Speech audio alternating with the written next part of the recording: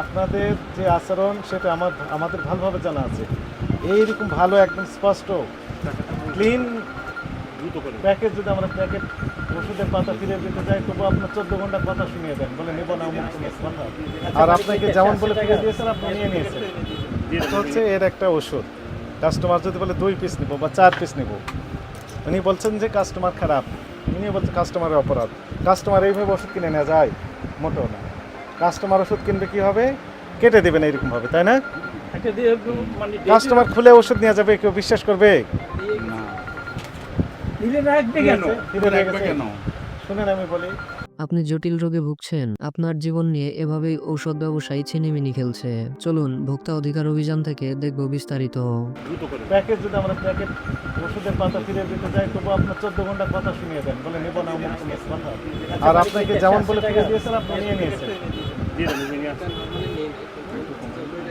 জোর করে রেখে গেছে। সব অপরাধ কাস্টমারের। এগুলো 23 সালের এটা দেখেন, এটা শুনেন, এটা রেখেছেন এই বিষয়ে দেখতে বলেন। এ তো মেয়াদ শেষ হয়েছে, এটা মেয়েরাও জোর করে দিয়ে গেছে আপনাকে। এটা রাখবে কেন? এখানে রাখার কি প্রয়োজন? এত মায়া করো কেন? এই যে মায়া করি এখন মালিকের প্রতি করলাম। আর এখন দিয়ে দাও, এটা এনাগুলো আটকে রাখতে লাভ নাই। কোনোটাই এগুলো কোম্পানিও ফেরত নেয় না।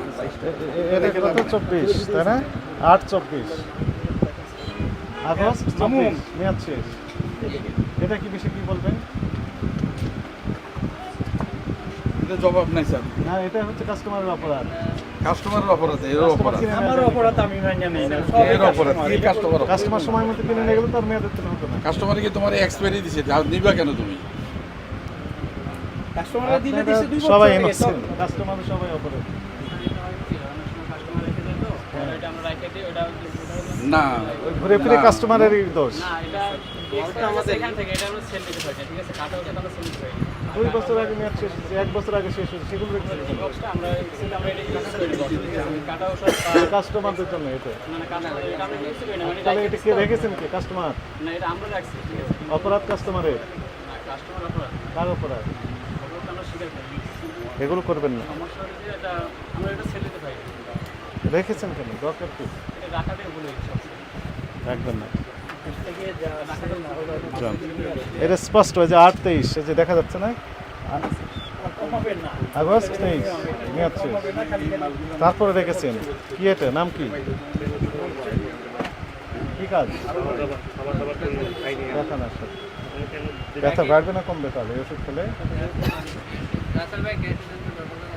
লেখেন লেখেন,